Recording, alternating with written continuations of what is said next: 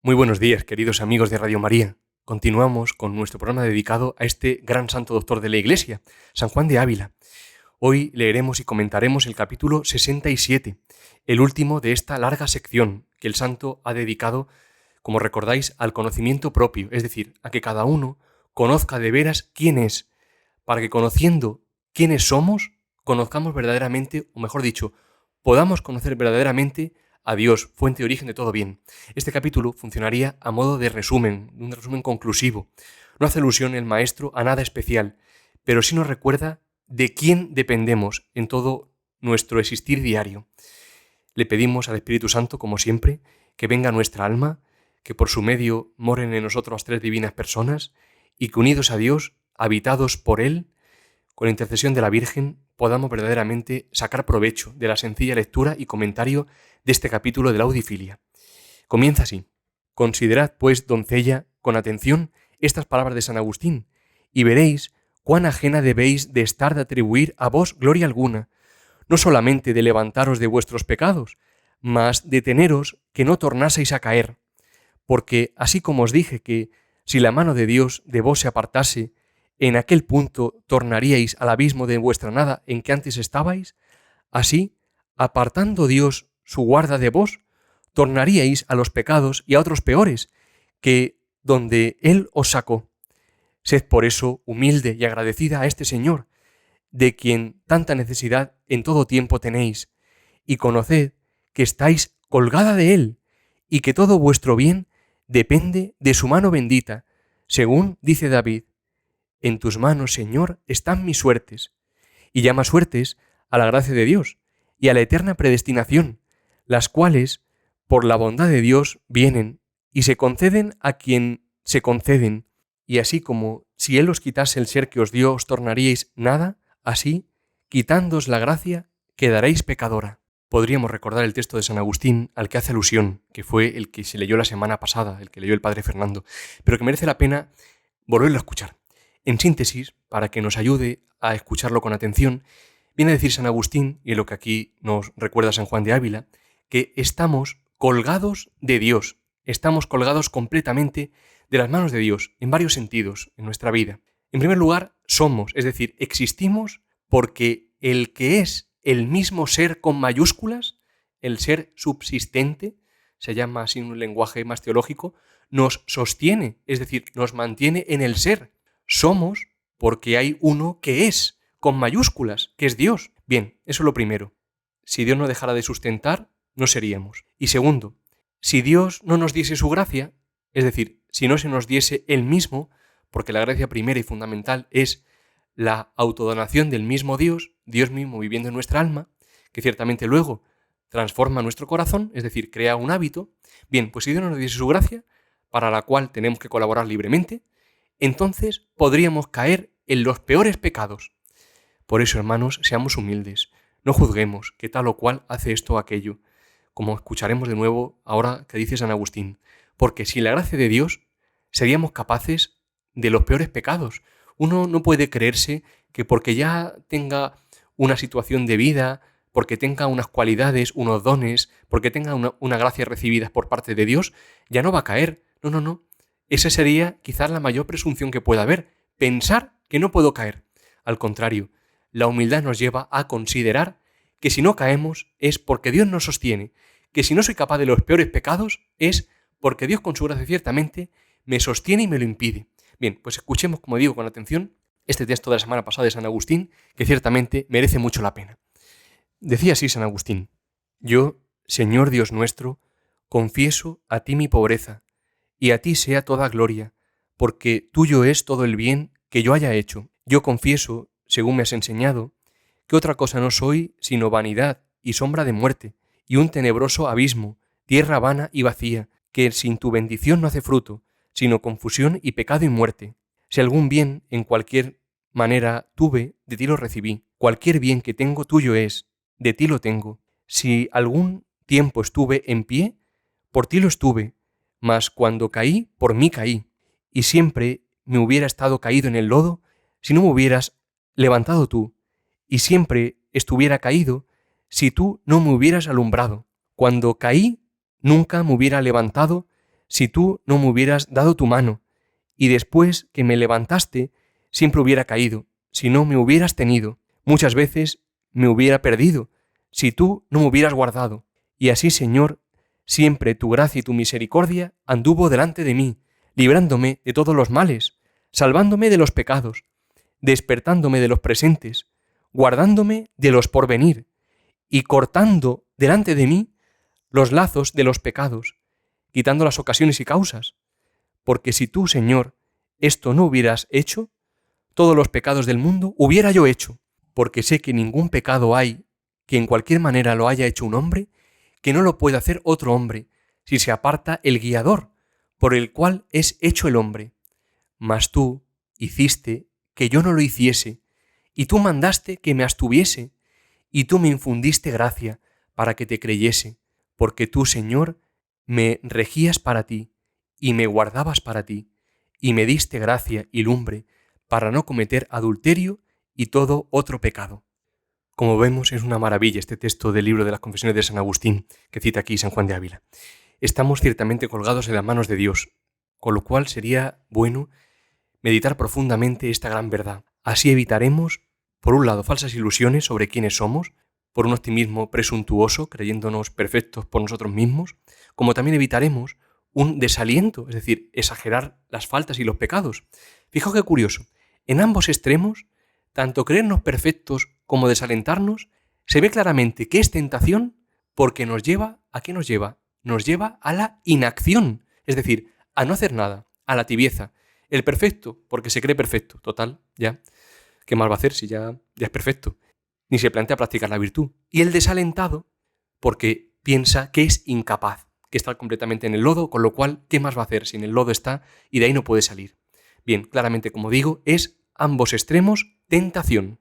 Bueno, pues continuamos leyendo este capítulo. Dice ahora así: lo cual no se os dice para que caigáis en desmayo ni desesperación por ver cuán colgada estáis de las manos de Dios, mas para que tanto con más seguridad gocéis de los bienes que Dios os ha dado y tengáis confianza en su misericordia, que acabará con vos lo que ha comenzado, cuanto con mayor humildad y profunda reverencia y santo temor estuviereis postrada a sus pies, temblando y sin ningún arrimo de vuestra parte, y confiando de la suya, porque esta es buena señal que no os desamparará su infinita bondad, según lo cantó aquella bendita y sobre todas humilde María, diciendo: la misericordia de él de generación en generación sobre los que le temen.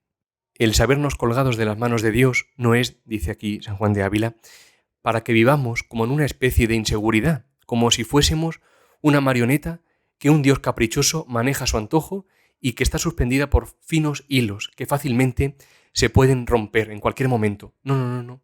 Todo lo contrario, es para que vivamos aún más seguros, porque nos sostiene nada más y nada menos que Dios mismo, y para que tengamos confianza en su misericordia infinita, que lleva a buen término la obra comenzada. Mirad, si uno tiene deseos de ser santo, si uno de veras vive con ese deseo, que cierto es gracia de Dios, pero que por otro lado debemos también con nuestra libertad buscarlo, pedirlo, desearlo, bien, pues si uno vive con ese deseo, puede pensar que mucho mayor es el deseo que Dios tiene que seamos santos. Me gusta mucho la frase de San Juan de la Cruz que dice que si el alma busca a Dios, mucho más la busca su amado a ella. Si el alma busca a Dios, mucho más la busca su amado a ella. Es importante escucharla bien. Bien, pues si tú buscas ser santo, mucho más lo desea Él y pondrá Él, Dios, los medios para ello. Vamos a escuchar un fragmento de una carta de Santa Teresa del Niño Jesús a su hermana Celina, la carta 243, que puede iluminar lo que estamos aquí comentando. Dice así, escuchemos con atención: lo que nadie envidia es el último lugar, y este último lugar es lo único que no es vanidad y aflicción de espíritu. Sin embargo, el hombre no es dueño de su camino, y a veces comprobamos con sorpresa que estamos deseando lo que brilla. Entonces, coloquémonos humildemente entre los imperfectos, considerémonos almas pequeñas, a las que Dios tiene que sostener a cada instante. Cuando Él nos ve profundamente convencidos de nuestra nada, nos tiende la mano, Pero si seguimos tratando de hacer algo grande, aunque sea bajo pretexto de celo, Jesús nos deja solos. Cuando parece que voy a tropezar, tu misericordia, Señor, me sostiene. Dice el Salmo 93. Sí, basta con humillarse, con soportar serenamente las propias imperfecciones. He ahí la verdadera santidad. Con qué palabras tan alentadoras nos ilumina esta otra doctora de la Iglesia. No desanimarse, dice ella, por sentirse que uno está deseando hacer cosas que brillen. No, que eso nos lleve a colocarnos entre los imperfectos, entre aquellos que Dios tiene que sostener a cada instante, como un niño pequeño que precisa de los cuidados de su madre, sin olvidar nunca que Dios Todopoderoso y Eterno, omnipotente, quiso nacer de María Virgen y hacerse dependiente en todo de los cuidados de su madre. Qué paradoja, ¿verdad? Dios, al hacerse hombre verdadero, se hace dependiente del hombre, es decir, en este caso de su madre. Y nosotros, hombres, queremos ser independientes de Dios.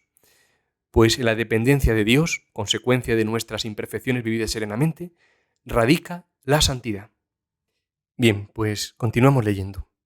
Y si el Señor es servido de daros este conocimiento que deseáis, sentiréis que viene en vos una celestial lumbre y sentimiento en el alma, con que quitadas unas gruesas tinieblas, conoce y siente ningún bien, ni ser, ni fuerza haber en todo lo criado, mas de aquello que la bendita y graciosa voluntad de Dios ha querido dar y quiere conservar. Y conoce entonces cuán verdadero cantar es aquel: llenos son los cielos y la tierra de tu gloria, porque en todo lo criado no se ve cosa que buena sea, cuya gloria no sea de Dios. Y entiende con cuánta verdad dijo Dios a Moisés que dijese a los hombres: el que es me envió a vosotros. Y lo que dijo el Señor en el Evangelio: ninguno es bueno, sino solo Dios. Porque como todo el ser que tengan las cosas y todo el bien, ahora sea de libre albedrío, ahora de la gracia, sea dado y conservado de la mano de Dios, conoce que más se puede decir que Dios es en ellas y obra el bien en ellas, que ellas de sí mismas, no porque ellas no obren, mas porque obran como causas segundas, movidas por Dios, principal y universal hacedor, del cual ellas tienen la virtud para obrar. Y así, mirando a ellas, no les haya tomo ni arrimo en sí propias, sino en aquel infinito ser que las sustenta, en cuya comparación parecen todas ellas, por grandes que sean, como una pequeña aguja en un infinito mar. Es importante que le pidamos a Dios que nos dé este conocimiento, es decir, ver realmente que es Él quien está detrás de cada cosa criada, de cada cosa creada, que es Él quien hace buenas todas las cosas, quien da la gracia, en definitiva, que somos obra suya, nosotros y las demás criaturas. Y eso nos ayudará a no apegarnos con afectos desordenados a las cosas o a las personas, a los éxitos también, por así decirlo, que podemos experimentar en nuestra vida, sabiendo que quien obra, quien está detrás realmente, es el mismo Dios. Si yo hago algo bueno, es porque Dios ciertamente me da la gracia, o porque me ha dado la inteligencia, o porque me ha dado la capacidad. Si no, ciertamente no podría. Sería sumamente incapaz, por supuesto. No soy yo, decía San Pablo, es Cristo quien vive en mí. Qué cosa tan sumamente hermosa. Ojalá todos comprendamos que no somos nosotros los que hacemos algo bueno. Es Dios, es Cristo quien vive en mí, quien lo hace. San Juan de la Cruz explica en el Cántico Espiritual que para quitar estos afectos desordenados que pueden surgir, es decir, cuando ponemos antes de Dios a las cosas, cuando las queremos no por lo que son, sino por lo que representan a nuestra sensibilidad, por los sentimientos que nos despiertan, y esto nos hace invertir el orden del amor, dice, es necesario una inflamación mayor de un amor mejor que el de las criaturas, que es el amor del Creador, el amor de Dios manifestado en Cristo Jesús, y de una forma suprema en su muerte en la cruz y su resurrección, que será, como dirá el santo en el Tratado del Amor de Dios, la mayor señal de amor. ¿Pero qué señal? Solo señal, no semejanza, es decir, que queda escondido algo muchísimo mayor. Tan solo vemos una ramita de un árbol inmenso, de este árbol inmenso del amor. Bien, pues este amor de Dios, este amor mejor, es capaz de despojarnos de todos los afectos desordenados. Es decir, es capaz, porque lo quiere, de incendiarnos, de hacernos arder en amor, hasta el punto, hermanos, de que la misma cruz, nuestra cruz, por ser la cruz de Jesucristo, por estar Cristo en ella, no nos parezca ya sufrimiento, sino lecho florido, como dirá el santo, como escribirá en la carta 58. Mirad, hermanos, la verdad es que la vida se transforma por Cristo. ¿Y por qué se transforma?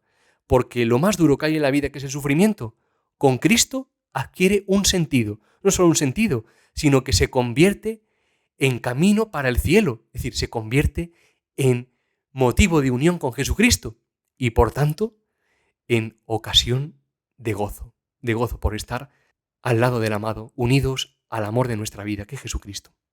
Bien, pues continuamos leyendo este capítulo. Dice así: y de este conocimiento de Dios resulta, en el alma que de él se aprovecha, una profunda y leal reverencia a la sobreexcelente majestad divinal, que le pone tanto aborrecimiento de atribuir a sí misma ni a otra criatura algún bien, que ni aun pensar en ello no quiere, considerando que, así como el casto Josef no quiso hacer traición a su señor, aunque fue requerido de la mujer de él, así no debe el hombre alzarse con la honra de Dios, la cual él quiere para sí, como el marido a su propia mujer, según está escrito: mi gloria no la daré a otro. Y está entonces el hombre tan fundado en esta verdad, que aunque todo el mundo le ensalzase, él no se ensalzaría. Mas, como verdadero justo, desnúdase de la honra que ve no ser suya, y la da al Señor, cuya es. Y en esta luz ve que, mientras más alto está, más ha recibido de Dios, y más le debe, y más pequeño y abajado es en sí mismo, porque quien de verdad crece en otras virtudes, también lo ha de hacer en la humildad, diciendo a Dios: a ti te conviene crecer en mí, y a mí ser abajado cada día más en mí.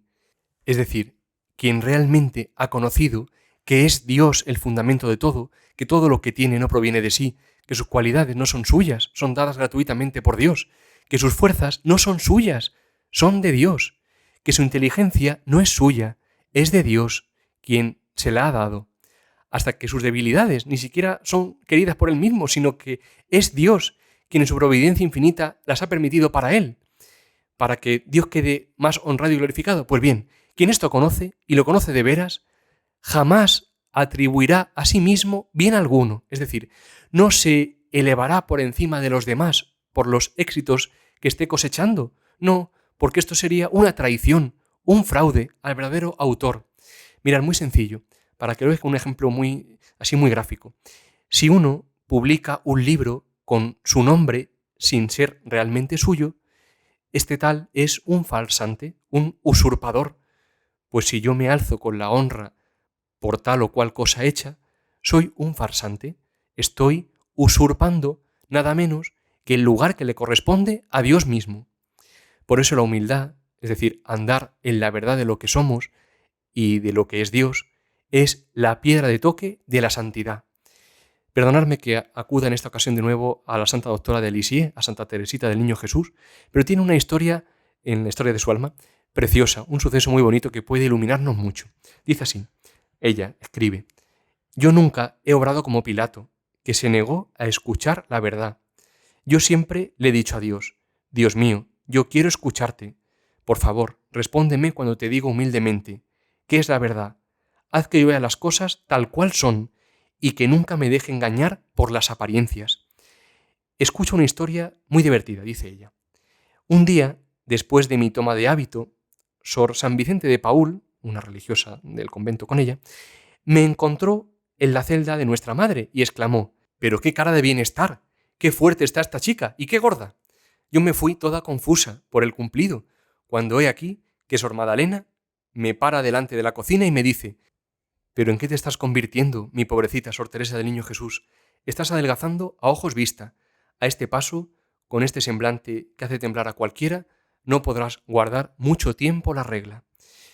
Yo, dice ella, Santa Teresa del Niño Jesús, no salía de mi asombro al escuchar una tras otra opiniones tan opuestas. Desde aquel momento dejé de prestar la menor importancia a la opinión de las criaturas, y esta impresión se ha desarrollado en mí de tal manera que actualmente tanto las censuras como los elogios resbalan sobre mí sin dejar la menor huella. Es ciertamente, como veis, una anécdota muy divertida. pero encierra esta gran verdad de la que venimos hablando. Las cosas, yo, el vecino, quien sea, no es lo que aparenta, es decir, es lo que es, y lo que es lo bueno que haya en él. No es suyo, es realmente de Dios. Pues terminamos ya este presente capítulo. Dice ahora sí: y si con estas consideraciones ya dichas no hallarais en vos el fruto del propio desprecio que deseáis, no desmayéis, mas llamad con perseverante oración al Señor, que Él sabe y suele enseñar interiormente y con semejanzas exteriores lo poco que en la criatura se ha de estimar, y en tanto que viene esta misericordia, vivid en paciencia, y conoceos por soberbio, lo cual es alguna parte de humildad, como el tenerse por humilde es señal de soberbia. No nos alargamos mucho más, pedimos a Dios que nos haga conocer que es Él el fundamento de todo, y mientras llega vivimos con paciencia y serenidad, como dice San Juan de Ávila, y como decía Santa Teresita, nos colocamos entre los imperfectos, nos humillamos y soportamos con paciencia las propias imperfecciones. He aquí, decía ella, la santidad. La humildad, dice San Juan de Ávila, es señal de que la gracia está en un alma.